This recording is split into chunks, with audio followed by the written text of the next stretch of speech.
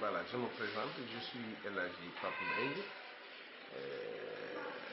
coordonnateur du mouvement And Defar Ngeko, qui a un objectif concernant le développement de la localité. Et je suis candidat aux prochaines élections locales, Inch'Allah. Voilà, les raisons sont multiples.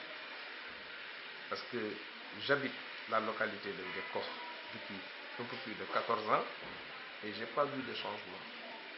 Vous voyez que tout le monde a constaté, est-ce que nous sommes dans une commune digne de son nom ou on est derrière même un village pour vraiment mesurer les situations que nous vivons qui sont déplorables. Parce qu'une commune sans électricité, sans eau potable, sans vraiment un bon centre de santé, un centre d'accueil de malades dignes de son nom, tout ça ne fonctionne pas, ça ne va pas du tout. Donc, en commençant par le quartier où j'habite, c'est moi-même qui étais obligé d'acheter des ampoules pour les mettre dans la rue. Vous voyez ce que ça fait? Alors, moi, en tant que responsable, père de famille, en plus, je ne peux pas accepter que nous vivions ces situations-là parce que le monde a avancé. Nous ne pouvons pas être une commune et vivre au statut d'un village. Nous avons droit à un bon environnement, à un bon cadre de vie. C'est ce qui m'a poussé à vraiment me retrousser les manches pour déposer ma candidature afin de relever les défis, de changer la configuration de Ngeko, qui est la première commune du Sénégal et qui est aujourd'hui la dernière sur le plan réalisation. C'est inacceptable.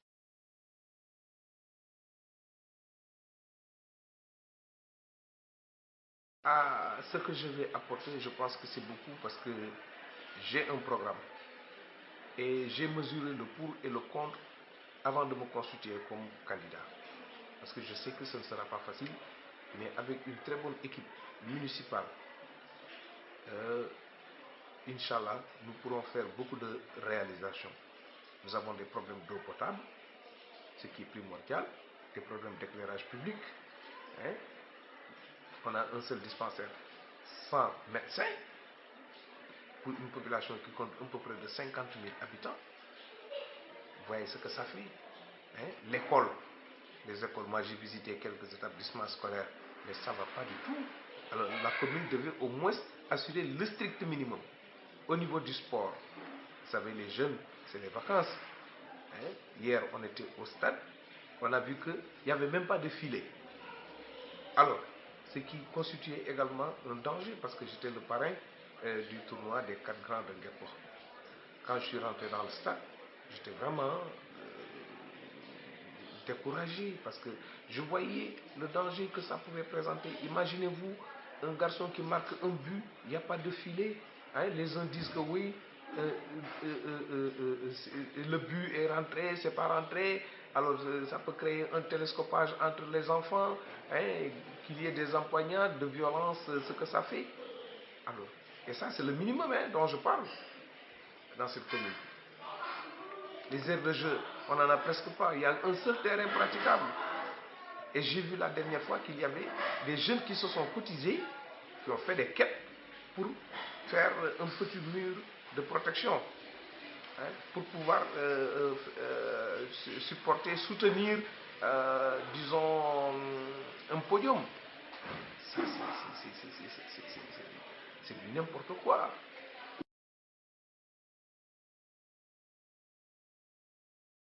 Ce que nous vivons à Ngeko, nous le savons nous tous. Nous le savons nous tous. Donc, je me réserverai le droit de parler de la gestion de l'actuel maire. C'est son problème. S'il y a des manquements, s'il y a des failles, s'il y a des questions à répondre, c'est lui qui va répondre, ce n'est pas moi. Donc, les populations peut-être lui ont fait confiance pendant un certain moment, parce que lui, de bouche à oreille, il m'a fait comprendre qu'il a déjà fait 3 mandats. Donc, ça faisait 16 ans qu'il est là. Il m'en a parlé. Mais ces 16 ans, c'est sa gestion. Donc, je me réserve le droit d'en parler. Moi, tout ce qui m'intéresse, dès que je serai élu, Inch'Allah, je me suis fixé des objectifs avec un temps déterminé. Je pèse bien ce que je dis. Je sais à tout moment ce que je dois faire. Et les gens le verront.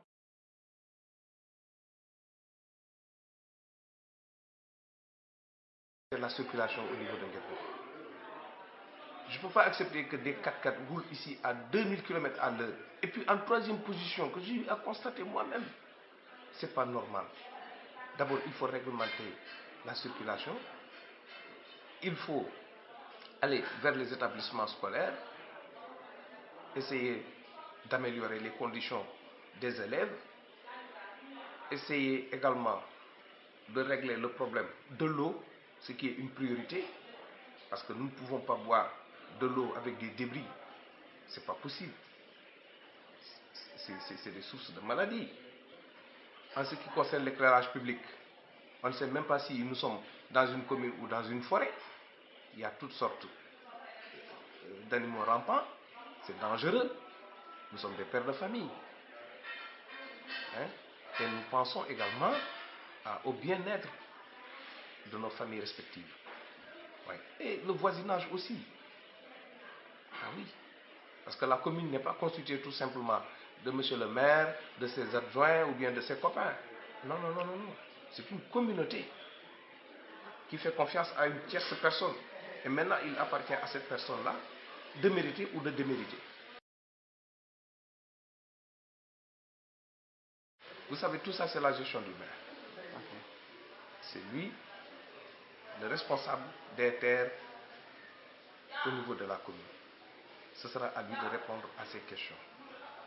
En tout cas, les terres ne lui appartiennent pas. Moi, M. Mbaye, si je suis élu, je le dis tout de suite, je n'ai pas de terre à donner à quelqu'un. Les terres ne m'appartiennent pas, ni de près ou de loin. Ce n'est ni un héritage paternel ou maternel. Non. C'est une gestion. Les terres appartiennent à l'État, à la commune de Nguéko. Et sera réservé exclusivement aux ayants droit.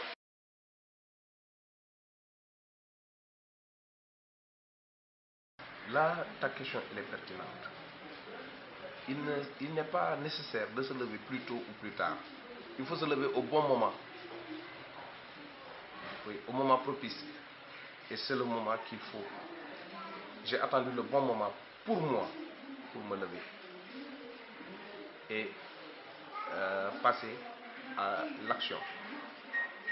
Parce que, comme je le dis, pour développer Nguéko, d'abord, il faut s'appuyer sur l'État du Sénégal. Ensuite, essayer de négocier des partenaires à l'étranger ou bien même au Sénégal. Moi, ma priorité de jumelage, c'est avec des communes d'arrondissement qui sont là au Sénégal d'abord, avec des confrères maires.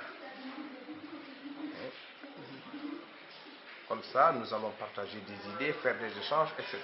Moi, ce que j'ai, je leur propose. Eux, ce qu'ils ont, ils me proposent. Avec ces échanges, je pense que nous pourrons aboutir à quelque chose.